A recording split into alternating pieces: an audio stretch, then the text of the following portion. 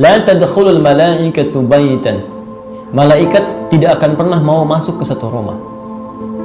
La tadkhulul malaikatu baitan. Malaikat tidak pernah mau masuk ke satu rumah. Ingat betul ini ya. Fihi kalbun. Fihi kalbun, yang di dalamnya terdapat anjing, au suratun tamathil. Ya. Au suratun tamathil. Jadi satu anjing. Yang kedua surah tamathil. Surah tamathil itu ada yang mengartikan patung, makhluk hidup gitu kan. Sekarang lihat, ada kalimat anjing di sini.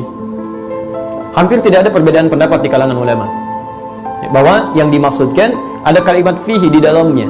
Di dalam. Jadi di satu rumah di dalamnya ada anjing. Ya, bukan yang dimaksudkan anjing penjaga gitu. Ya, bukan dalam konteks ini. Walaupun ulama memandang makruh keadaannya sekiranya tidak sangat dibutuhkan. Sekiranya jika sangat tidak dibutuhkan, ya. Jadi di sini maksudnya ada kalimat fi itu di dalam. Dia ada orang yang piara anjing atau anjing tanpa sengaja masuk ke dalam rumahnya. Karena ada riwayat nanti Jibril akan datang kepada Rasulullah, tapi kemudian dia tidak masuk, ditunggu oleh Nabi. Kenapa gitu kan? Ketika kemudian Nabi lihat ternyata ada anak anjing masuk ke sela-sela ranjangnya. Ya, kata Nabi, dari mana itu bisa masuk? Dia diketahui dikeluarkan. Ketika dikeluarkan baru malaikat turun. Dijangankan malaikat Mikail, malaikat Jibril pun tidak mau turun kepada Nabi saat itu karena di dalamnya ada anjing. Ya. Apa yang bermasalah dari anjing? Kata para ulama, lihat sini ya. Ini yang saya maksudkan penafsiran hadis. Pertama, ada yang mengartikan anjingnya sebagai hewan. Nah, kedua, ada yang lebih dalam lagi mengamatinya. Ya. Yang dimaksud dengan anjingnya yaitu najis yang melekat pada liurnya. Ya, najis yang melekat pada liurnya. Sesuatu yang kotor. Kenapa disebutkan dengan anjingnya dalam kalimat ini? Karena bahkan kita tidak bisa mengetahui kapan anjing menjilat tubuhnya, sehingga liurnya menempel dalam tubuhnya. Kemudian dia duduk di kursi, duduk di tempat, masuk kemana-mana, jilat yang lain. Maka kotoran-kotoran ini menyebar, sehingga menjadikan malaikat tidak senang turun ke tempat yang kotor atau bahkan bernajis. Orang yang mengartikan anjing saja, maka dia akan membatasi, yang penting gak ada anjing di rumah. Tapi orang yang mengartikan liur atau kotoran atau najisnya, dia memperluas. Malaikat pun tidak akan turun ke tempat yang tempat itu kotor sekalipun tidak ada anjingnya. Ya, jadi hati-hati Bu ya, hati-hati. Tempat-tempat kotor itu nggak mau malaikat turun. Itu tempatnya setan, tempat jin. Ya, tempat jin, tempat yang nggak pernah digunakan untuk berzikir, tempat yang kotor tidak pernah dibersihkan, itu yang turun paling jin. Makanya suasana ibu masuk ke rumah kosong yang tidak ada penghuni, suasana masih kotor dengan rumah bersih itu akan lain. Saat masuk aja udah beda. Nggak percaya silakan ibu masuk ke rumah biasa gitu kan, tenang gitu, nyaman. Ketika masuk ke tempat yang kotor, suasana sudah lain, sudah bau nggak enak, perasaan nggak tentram dan sebagainya. Jelas di sini? Nah, ini bagian yang pertama. Ya. Jadi ini malaikat tidak senang turun ke tempat-tempat demikian. Jadi kalau misalnya ibu ingin disinggahi malaikat tempat rumahnya, selain digunakan berzikir maka bersihkan gitu kan, dari yang kotor-kotor, dari yang tidak baik dan sebagainya. Ya. Yang kedua, gambar atau patung di sini. Di sini ulama ada khilaf, terbagi pada dua bagian. Khilafnya sangat ringan sekali. Yang pertama tadi yang tekstual, pokoknya gambar apapun, patung apapun nggak boleh gitu kan. Ini biasanya yang terlalu berhati-hati dia. Pokoknya setiap ada gambar, setiap ada apalagi patung macam-macam, maka itu berusaha untuk ditepikan, hilangkan. Ya. Yang kedua, menelusuri dulu maksud hadis ini kemana dengan membaca hadis-hadis yang lainnya. Ternyata ketika diperhatikan, ya. Ibu, di antara istri Nabi ada Sayyidah Aisyah. Ibu kenal? Kenal di mana? Luar biasa. Cuma di sini yang kenal Sayyidah Aisyah, ini tidak. Baik. Sayyidah Aisyah itu, ya, putrinya Abu Bakar, istrinya Nabi sallallahu alaihi wasallam, itu dalam keadaan kecilnya itu masih pernah bermain dengan boneka dumyah, boneka kuda-kudaan. Oleh Nabi dibiarkan. Padahal kalau kita lihat konteksnya ke sini, kan itu termasuk bagian dari yang dimaksudkan di sini, gitu kan? Kalau lihat secara tekstualnya.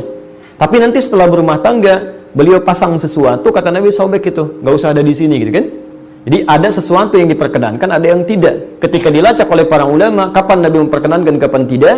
Ternyata umumnya yang dilarang dari benda-benda ini, patung ataupun gambar-gambar, itu adalah gambar-gambar dan patung yang mengesankan, ya, mengesankan. Satu, ada nilai pengkultusan, atau secara langsung bertentangan dengan hukum Allah. Ada nilai-nilai kesyirikan misalnya di sini. Awas, hati-hati ya.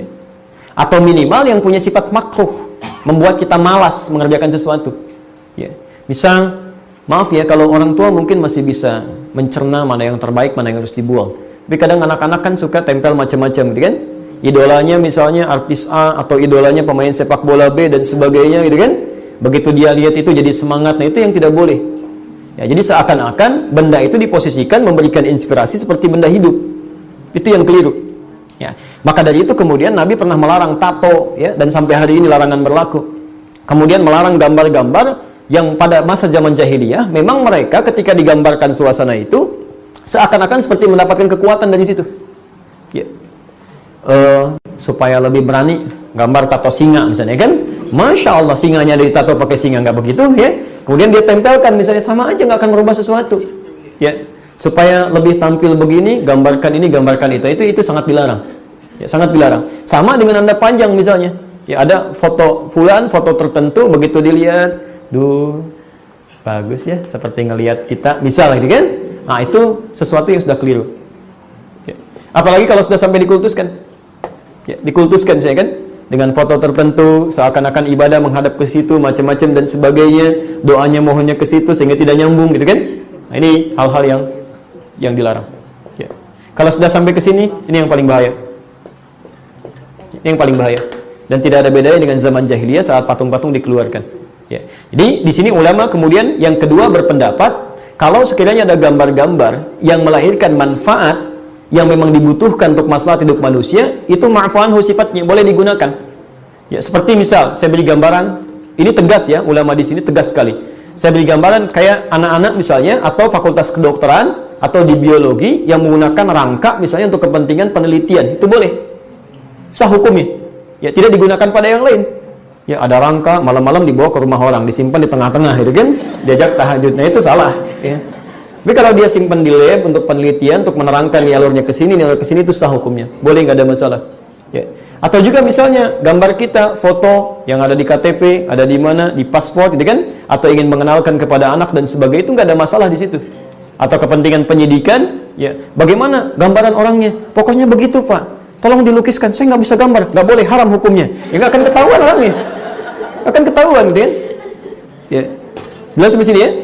Baik, jadi hal-hal yang sifatnya darurat atau jadi kebutuhan maslahat kehidupan itu masih boleh digunakan sepanjang tidak bertentangan dengan hukum-hukum ini. Jelas saya kira insyaallah.